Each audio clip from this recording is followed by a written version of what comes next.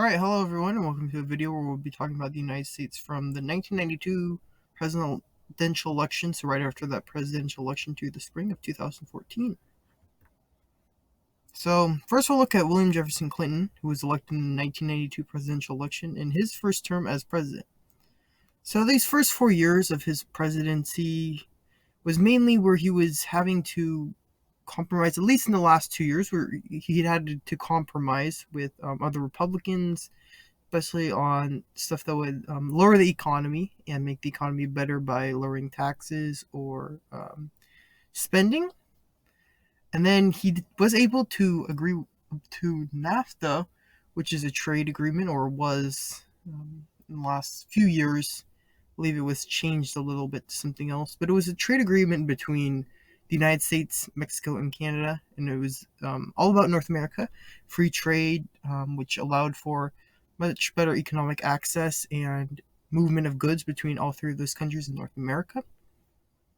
Now, as we move on to the 1996 presidential election, William Jefferson Clinton did win that one with 47,401,185 votes, 379 electoral votes. He was the Democratic candidate. And this was really about a three-candidate race. Then we had Robert Dole with 39,197,469 votes, also 159 electoral votes as the Republican candidate. Harry Perot, the third major candidate in this election, had 8,085,294 votes for the Reform Party, and then some more minor candidates like Ralph Nader had 685,297 votes with the Green Party. Harry Brown had 485,759 votes as the candidate for the Libertarian Party, and Howard Phillips had 184,656 votes as the candidate for the Taxpayers Party. Now, if we can take a look at William Jefferson Clinton's second term as president, the 1997-1998 federal budgets, those budgets really reduced the costs that the United States was spending and made the United States for the first time in a while to actually have a positive with their economy and to be able to gain money. And not really necessarily gain money, but also to just not have a deficit. The case of Monica Lewinsky, early in, or in around the middle actually of his second term, William Jefferson Clinton, there was issue whether he as president had an inappropriate relationship with a staffer, Monica Lewinsky, that did come up a little later in the election, or election to keep him into office. As it did go away for a little bit, but then there was the impeachment trial. William Jefferson Clinton was impeached from the House. Second time actually in United States history that there was an impeachment from the House, and that was for someone over 100 years since Andrew Johnson. Yes. So that really just carried on, I guess, that election or even decision of was he guilty or not. So it did fail in the Senate, however, he was acquitted there. And yes, and all was the relationship of Monica Lewinsky and that impeachment trial. War in Kosovo, William Jefferson Clinton was a big leader of NATO who helped with that war and to stop it, or to end it, rather.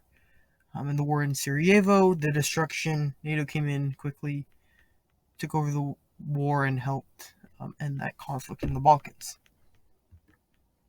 The 2000 presidential election, George Walker Bush won the election with 50,456,002 votes, 271 electoral votes as a Republican. This was also another three-candidate election, three-party election. Albert Gore got 50,999,000 votes, 897 as well. 266 electoral votes, and he was the Democratic candidate. And then we had the big three candidates, Ralph Nader with 2,882,955 votes as the candidate for the Green Party. And then there's Pat Buchanan with 448,895 votes for the Reform Party, just that third, one of the top leading candidates in the election. Florida recount, where George Walker Bush was found to be victorious after he was called on election night as the victor. After the Florida recount, he did beat Albert Gore. And the Supreme Court just decided that there was just with working with this Florida recount, and that really just did help with George Walker Bush's election and victory in the 2000 presidential election over Albert Gore. If we do take a look at George Walker Bush's first term as president, there's the Bush tax cuts, really just going with this economic sense of the new conservatives that Ronald Reagan began. Lowering these taxes means the people up higher, if they have less taxes to pay, then they'll help the economy trickle down with people in lower economic classes. A new economy, new business practices. A lot of industries began to move in this time period overseas. Technology industries, especially the electronics and the internet, really did begin to expand in this time period. We take a look at just the scientific advancements in the United States, development of the personal computer. Changed from around World War II, they're just huge machines, and now they're just much smaller, and they're able to operate them better. ARP as well.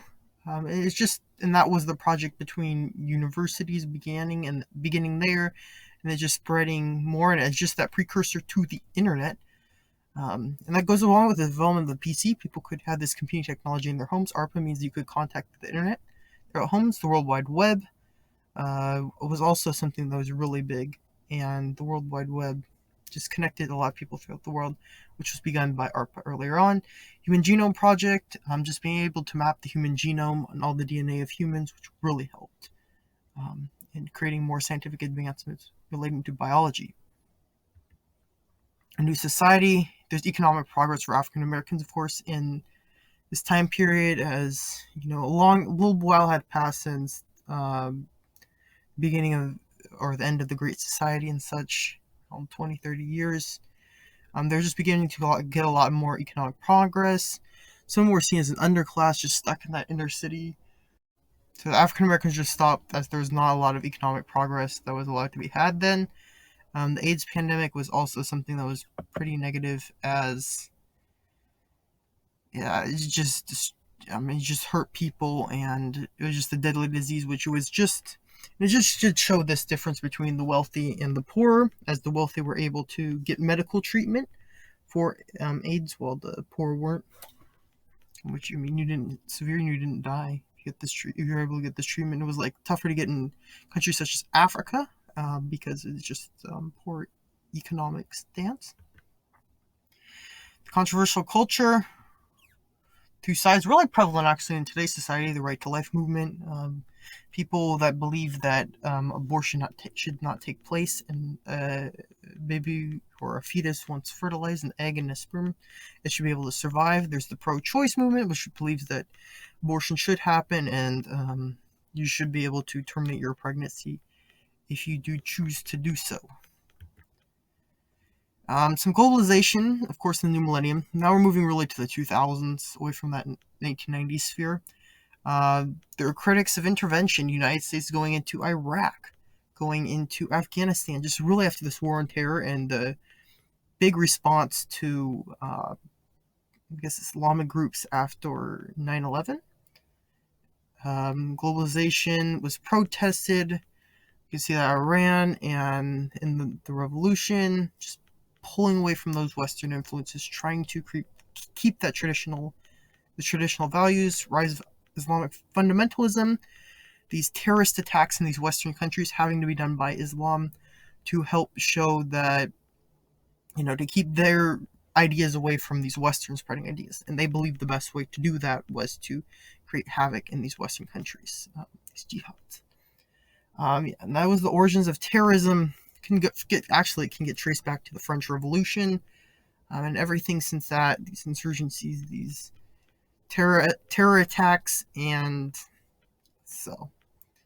that's really what's affecting the United States today, is this Islamic form, or at least the Western world is one of the largest things when it comes to mind. Al Qaeda, one of those groups. Of course, Osama bin Laden was from the group that did help, or the man who helped to plan 9/11 and that terrorist attack on New York City, Washington, D.C., and land in Philadelphia. Not Philadelphia, in Pennsylvania. We're going to look at now George Walker Bush's second term as president. There was Hurricane Katrina, huge destruction on the city of New Orleans and the Gulf of Mexico. A lot of people criticized the response, which really began his downfall after 9/11. He had a lot of support, and then he began to lose this after Hurricane Katrina hit. There's the 2008 financial crisis. I mean, just the end of his term, and there were more people trying to get mortgages on houses than there were people able to pay back the mortgages. I mean, house values were just so low that it was better to leave your house than to stay with your house. So financial crisis dropped as all these investment firms just lost a bunch of money as they weren't able to didn't get the money that they lended out to people to purchase a home. Barack Obama then was elected in 2008, first term as president. Stimulus package just to help to the idea, and even which is used in the modern day, is using the stimulus to help stimulate your economy. They're going to give you some money to the people to help stimulate this economic recession that was the recession of 2008. Hope that poor economic turn, they're going to give more money to be able to help solve it. International relations, pull out from Iraq, more focus onto Afghanistan, which was really what Barack Obama looked to do here. I mean, better relations with ships with South Korea, India, and China. Really got that with India, though, however. There's the Occupy Wall Street movement, which was really upset, who really did blame the top 1% for the recession of 2008. And, they want people from the 99% of the bottom 99% to benefit more like the top 1% did.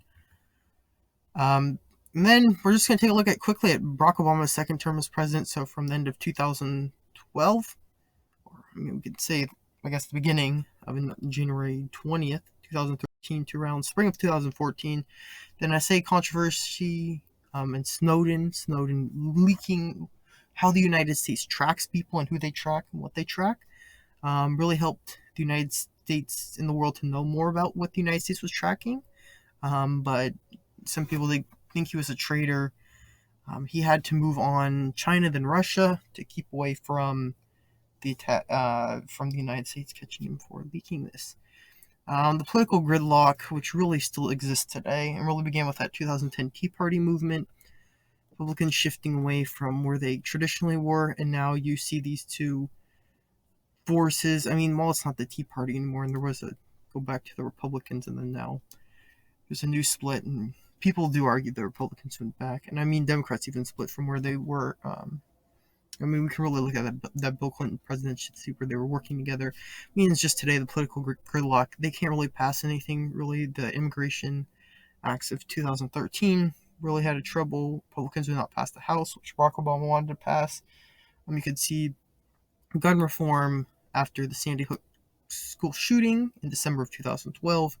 Republicans and their donors did not want to change that. They did control the House of Representatives, so nothing was really passed there.